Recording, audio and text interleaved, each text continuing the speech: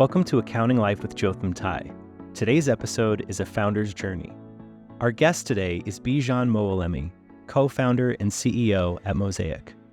On this episode, we talk about how pain points lead to innovation, the importance of routines, and some advice for aspiring founders. Now, our host, Jotham Tai. Hey, Bij, how's it going? Thanks for joining us on today's podcast. How are you? Yeah, doing great, Jotham. Appreciate you having me on and looking forward to today's conversation. Always excited to have a fellow founder on our show. And for this episode particularly, the topic we wanted to go over was just to talk about the journey of a founder, and especially someone coming from the office of the CFO and having been an experienced professional in that space. So I know it's a unique journey for people like you and and I know we've gotten a lot of feedback from our audience, wanting to hear about these adventures. So thanks for again joining us on the show. No, of course. Happy to do it. All right. So let's, just take it from the very top, Bijan, in your own way. Like, what prompted you to start Mosaic? Yeah. So the Mosaic journey for me and my two co-founders, Joe and Brian, really starts back in 2011. My first couple years out of school was actually doing corporate FP&A at Qualcomm, a Fortune 100 company. In late 2011, was looking for a change, wanted to move to kind of a faster paced, bigger or smaller organization where I could make a bigger impact, and got really fortunate to get connected to the finance team at Palantir. There really wasn't much of a finance team at the time. I think we just done a round at over $1 billion, and coming from this Fortune 100 company where everything's kind of a well-oiled machine, coming into the chaos of a startup was quite eye-opening. But that's where I met Joe and Brian, my co-founders here at Mosaic. And we were really fortunate to go on an incredible journey at Palantir over the course of 6 years. I think by the time we left, the company was close to 3,000 employees, doing $750 million in revenue. And we just had this amazing opportunity to solve all the challenges and pain points that come with rapidly scaling and building a world-class finance team. Post Palantir, the three of us had ambitions to be CFOs and run our own finance organization. So we each went and did that.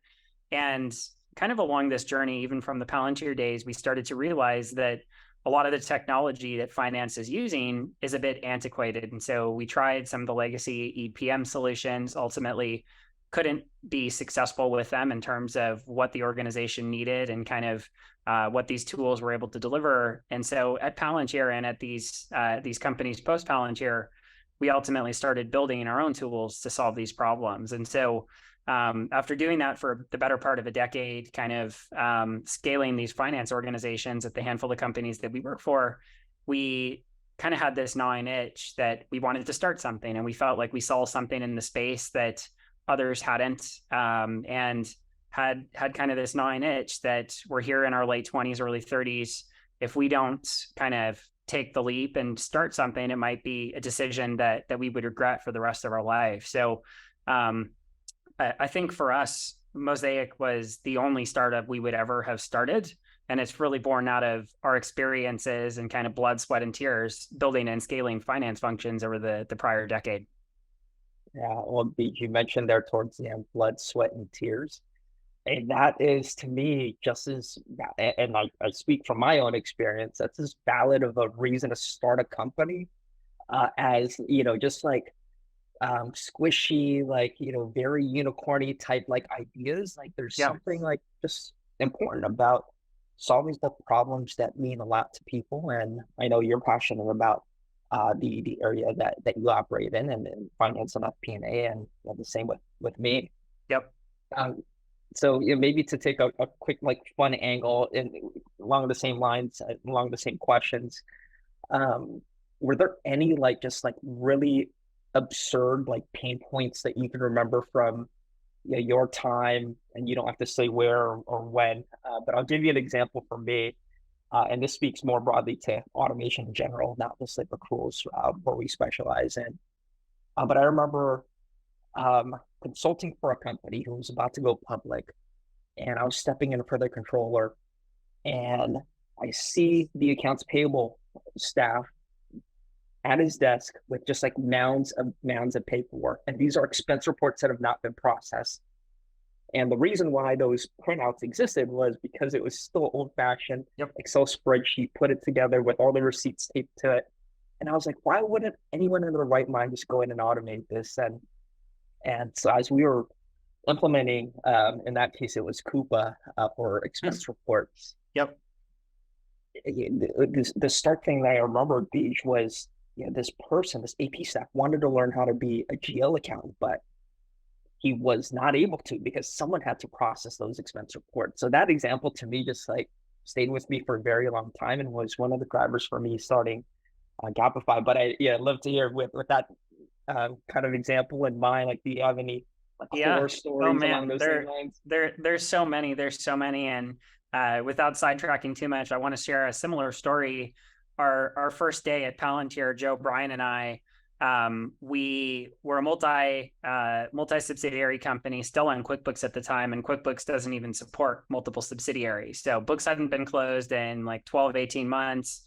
We were kind of delinquent on audits that we had to go through, and all the data wasn't even in the system. Actually, bills, vendors, invoices, everything was being tracked on notepads. So there was just piles and piles of notepads and notebooks and paperwork everywhere. And one of our first initiatives was actually trying to digitize and get all that data in the system. So I definitely feel your pain point, but I think the one that really spoke to us and helped us realize that there was an opportunity to build Mosaic was scrambling to really get the business that is the data that they need to make strategic decisions.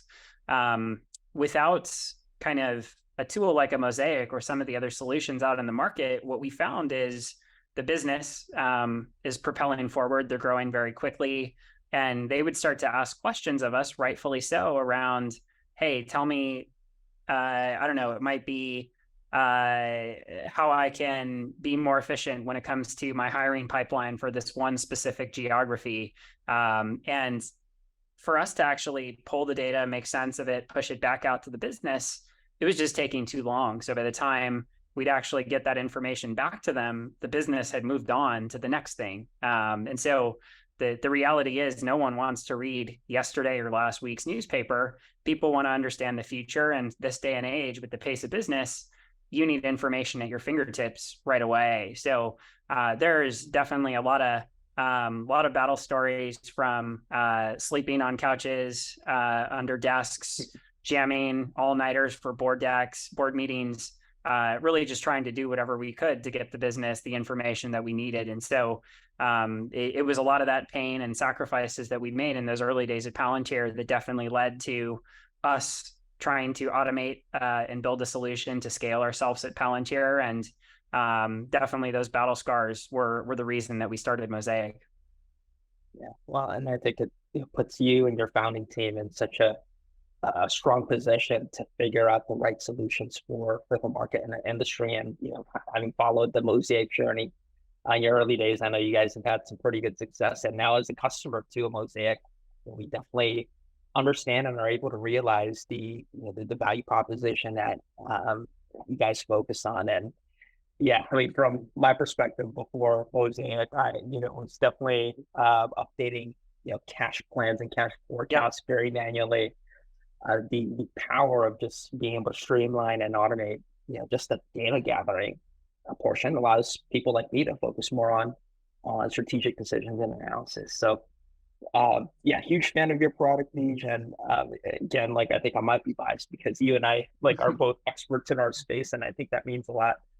But I do think there's a special and neat thing about being a founder who has lived the pain points before. Definitely. And on that point, you kind of mentioned it at the beginning, but I think that passion has to be there, right? I think for me, and I know for Joe and Brian, if we didn't truly want to solve this problem for our peers, it would be really tough to get up at 4 a.m. like we do every single day, putting in the hard work 7 days a week that it takes to be a successful entrepreneur. So I think that passion and kind of deep need to want to solve these problems for your peers, at least for us, is really important.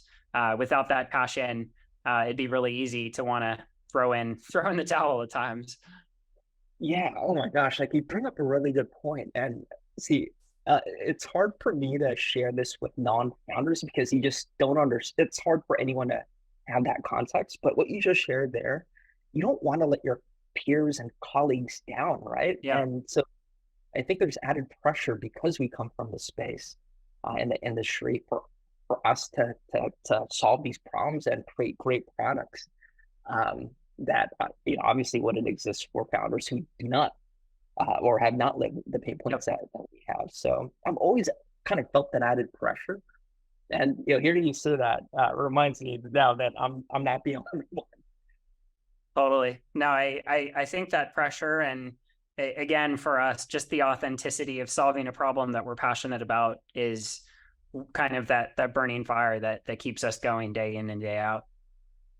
Yeah, I find myself like just one last example on our beach when we're talking to prospects and we talked to like an accounting manager who's struggling with accruals. Yep. They're getting a lot of flack from like their leadership and management team. And of course, there's a lot of pressure in making sure that your P&L isn't complete and without accruals, your P&L can't be complete. So I can like really relate to them when they're saying, "Hey, I don't have enough people, I don't have enough tools," and for us to be able to present a solution to them and solve that problem, I just feel so much better because Yeah. Oh, what it's been like on the other side. there's no better feeling. I mean, I think back to the early days as Joe and I were standing up our sales organization here and building a product, taking something from 0 to 1 that's kind of in your head, getting it out in the wild, talking to a prospect, really meeting them at their level where you understand their pain points, selling to them, and then watching them become successful and become better at their job because of your product is like the highest dopamine hit you can possibly imagine. It's like one of the best feelings in the world. Oh yeah, you just gave me an idea. I'll toy around with this offline. But one idea just like randomly came to mind was maybe before a demo, there's just like a Zoom hug and just like empathy, like, oh, I know what you're going through. And Totally. I mean, Totally. making that connection, I think is important because these processes that your team and our team are automating is such a pain in the neck. Yep. Couldn't agree more.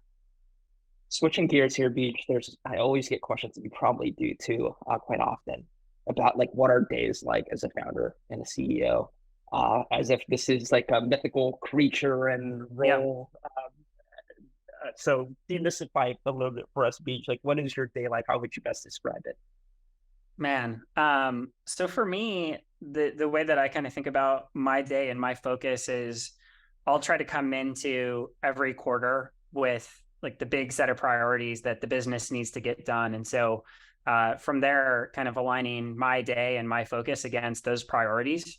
I found that trying to be hands-on and involved in more than like 2 really big areas of the business at a time really just distracts you and you're spread too thin. So beyond kind of being hands-on and plugging into a couple parts of the organization to propel it forward, of course, there's the day-to-day CEO responsibilities. Fires come your way every single day. Every day is kind of chaotic. And the thing that I've learned is you got to be constantly rechecking your priorities. So that's something that I'm quite religious about every evening, every morning, coming into the day. Am I still focusing on the thing that matters the most for the business that given day or that given week?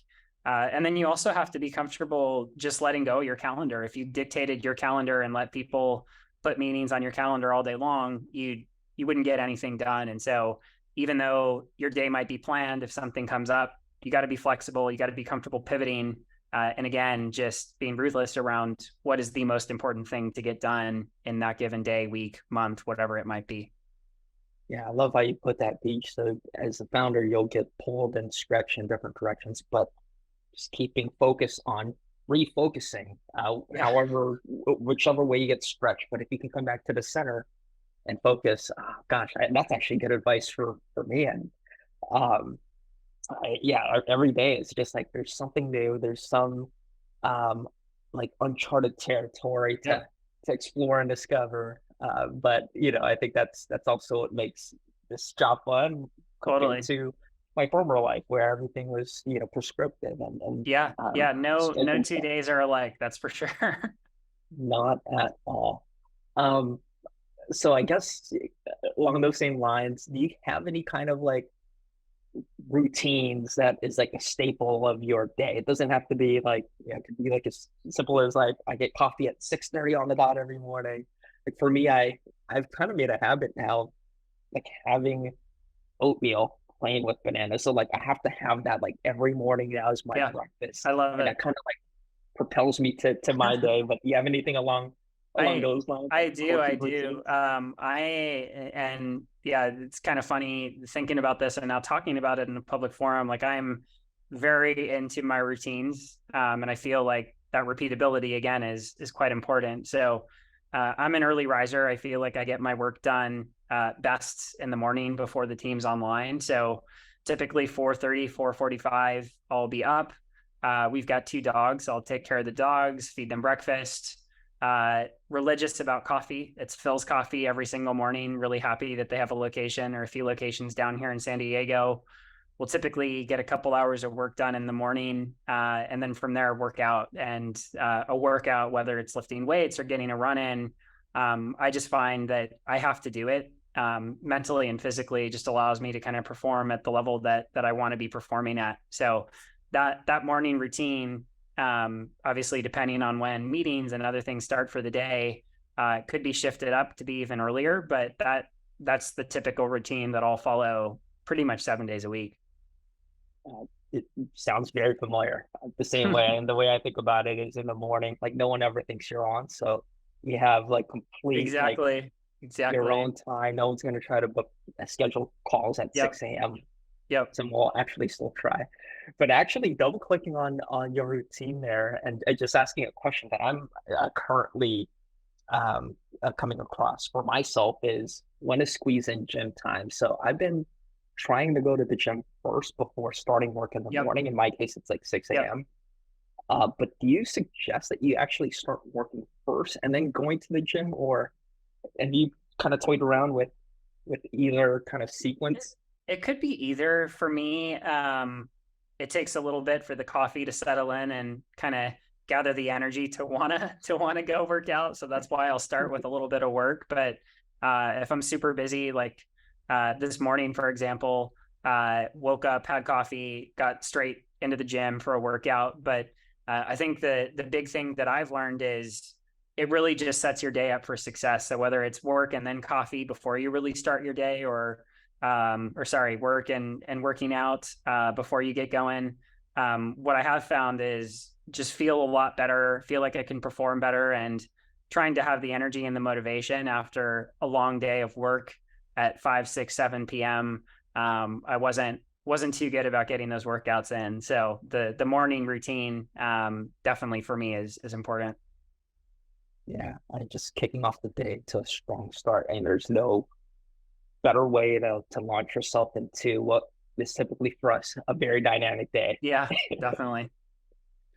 Awesome. Well, in the last few minutes here, Bijan, just wanted to do some rapid fire questions. You don't have to go into great lengths into these topics, but just wanted to get your quick thoughts on some current events and some current trends, I should say.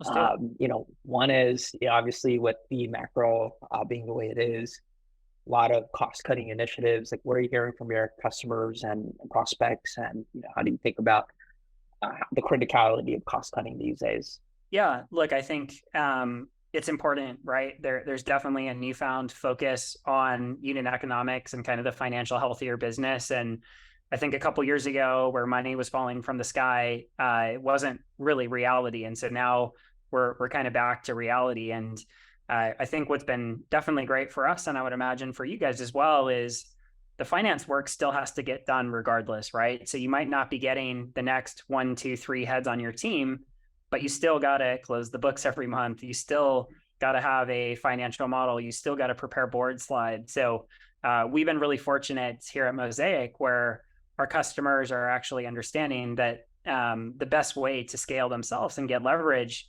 is through technology and using a tool like a Mosaic, and I would imagine a Gapify as well. Yeah, absolutely. And again, as a user of Mosaic now, that cash forecast specifically for me. We don't have a CFO currently. So that falls under, Of course, unfortunately, one of the my many founder roles. exactly. So you also mentioned like the concept of speed of information in these types of dynamic environments. You want to have like optionality, and Yeah, without the visibility and foresight with what your financials are going to look like, what your cash and burn is going to look like. Without tools like Mosaic, it's really hard to make those decisions. So yeah, I think the automation solutions that you guys provide is just very timely and incredible. thanks. Yeah, a huge fan of the platform. Absolutely. Now, switching gears a little bit, what are you hearing about AI, and what are your perspectives, or what are your customers' perspectives on it? Yeah, I think everyone just broadly is really excited. Was reading kind of some emails over the weekend, and the amount of VC money plowing into AI has just been incredible over the past few months. So it's definitely the big thing. But cutting through the noise a little bit, and having spent some time playing around with Chat GPT, and now having the team starting to leverage as we're kind of deploying our AI strategy inside of the platform, I think there's a really big opportunity here. I think this is a real trend.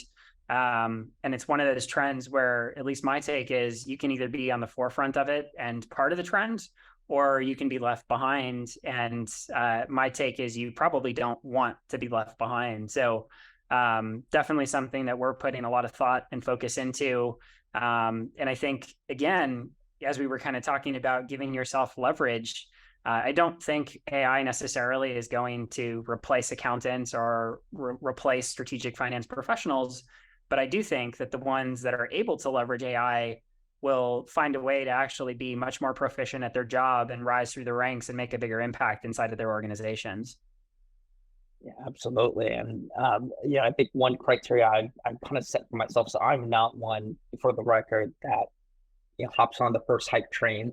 But with the current technology and the current forms of AI, it is definitely at the level that it is useful and productive. Totally. So I've played around with it myself, Beach, and I've used it in many parts of our business now.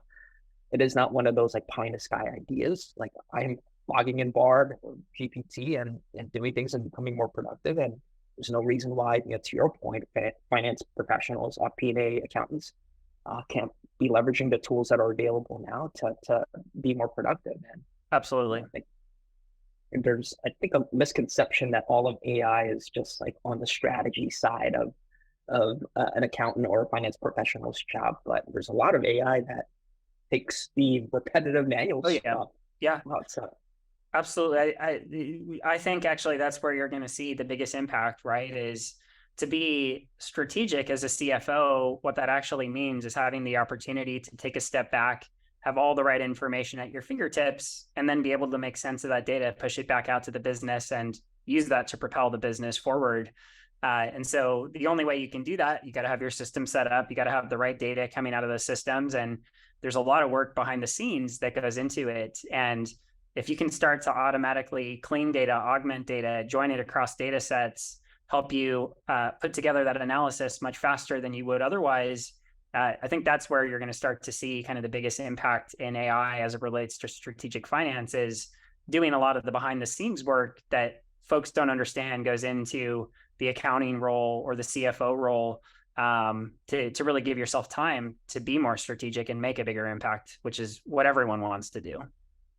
absolutely agree 100%. And it's the same sentiment I've been hearing from accounting leaders that I've been speaking to about this. And yeah, definitely exciting times, and one of the biggest changes in our industry for in the 20 plus years I've been in the profession. Yeah, it's neat. Yeah, absolutely. So before we wrap up, I know I always get questions about what it's like being a founder. There are definitely some folks out there in the world that want to do what we're doing and take the plunge of being a founder themselves. Like, what would be one piece of advice that you would give them? Probably two pieces of advice, which is, if you have that gnawing itch, like I know you and I both did, trust your gut and go for it. But also at the same time, recognize that however difficult you think the journey is, it's probably 10 times harder. And so again, to me, it comes back to, is this something that you're really passionate about, that you're willing to make significant sacrifices in your life for over the course of 5, 10, 15 years? And if the answer is yes, I'd say go for it. But just be cognizant of what you're getting into. Yeah, I think what gets over glorified, and you and I probably know this all too well, gets over glorified in social media and out in the world is like all the success that founders are going through and that they get to enjoy. But behind that success is a whole lot of work. And you mentioned something earlier that I think this ties perfectly into, which is kind of have to have a passion for what you're building and what you're doing, right? Because if it's all monetary, you're just looking to become the next trillionaire. Yeah, and have a passion behind the product and the solution and the problem you're solving for. It's a lot harder to get to that success level. totally. So that's really great advice, Bij.